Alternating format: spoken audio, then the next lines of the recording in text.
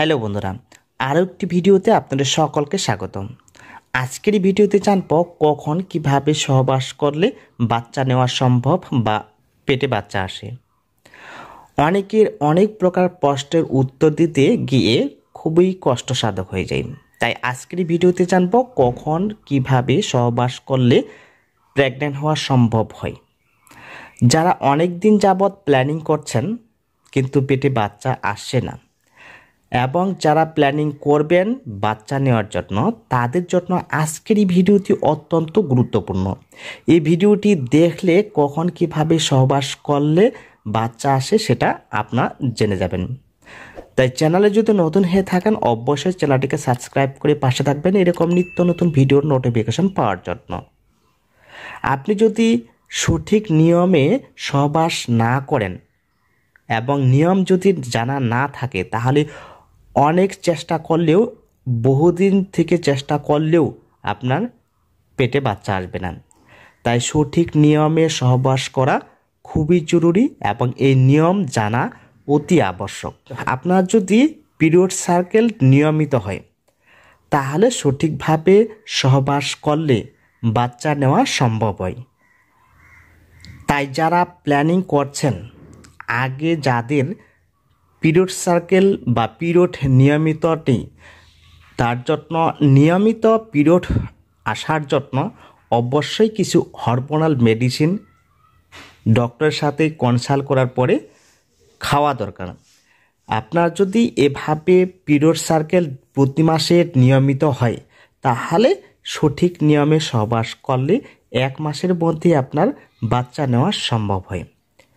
যারা অনেক দুশ্চিন্তায় আছেন, বহুদিন ধরে ট্রাই করছেন, প্ল্যানিং করছেন কিন্তু বাচ্চা আসছে না, তো আজকেরই নিয়মে সহবাস করলে যদি আপনার পিরিয়ড সার্কেল নিয়মিত হয় তো অবশ্যই 2-1 মাসের মধ্যে আপনার ফলাফল ভালো হবে। তো সেই জন্য আপনার পিরিয়ড সার্কেল যদি সঠিক না হয় তাহলে অবশ্যই কোনো গাইনোকোলজিস্ট ডক্টরের সাথে কনসাল্ট করার পরে আগে পিরিয়ড সার্কেল নিয়মিত করার চেষ্টা করুন। এভাবে যদি পিরিয়ড সার্কেল নিয়মিত হয় তাহলে কখন এবং কিভাবে সহবাস করা উচিত। বন্ধুরা, আপনার পিরিয়ড সার্কেল যেদিন হয় সেদিন থেকে 1 তারিখ মনে করে এভাবে 30 দিন বা 28 দিনের গ্যাপ হয়। এইভাবে কন্টিনিউ করতে করতে প্রতি মাসে যদি নিয়মিত 30 দিন অথবা 28 দিনের মধ্যে আপনার পিরিয়ড সার্কেল হয়, তাহলে আপনার পিরিয়ড সার্কেলকে 3টি ভাগে ভাগ করবেন। আপনার পিরিয়ড সার্কেল যদি 28 দিনের হয় তাহলে 3 ভাগে ভাগ করলে 9 দিনের মতো হয়। প্রথম 9 দিন, মাঝখানের 9 দিন এবং শেষের 9 দিন। প্রথম 9 দিনে আপনার সহবাস করলে কোনো প্রকার বাচ্চা আসবে না, এবং মাঝখানের দিনগুলিতে আপনার ইম্পর্টেন্ট। এই মাঝখানের দিনগুলিতে আপনাদেরকে অবশ্যই 1 দিন পর পর সহবাস করে যেতে হবে। এখানে একটি কথা মনে রাখবেন, পুরুষের যে শুক্রাণু থাকে সে পুরুষের শুক্রাণু বেঁচে থাকে মোট 72 থেকে 5 দিনের মতো, আর মেয়েদের যে ডিম্বাণু থাকে সেই ডিম্বাণু বেঁচে থাকে মাত্র 24 ঘন্টা। তাই এই মাঝখানের 9 দিনে আপনাকে অবশ্যই 1 দিন পর পর সহবাস করে যেতে হবে। এভাবে সহবাস করলে 2-1 মাসের মধ্যে আপনার ফলাফল ভালো পাওয়া যাবে।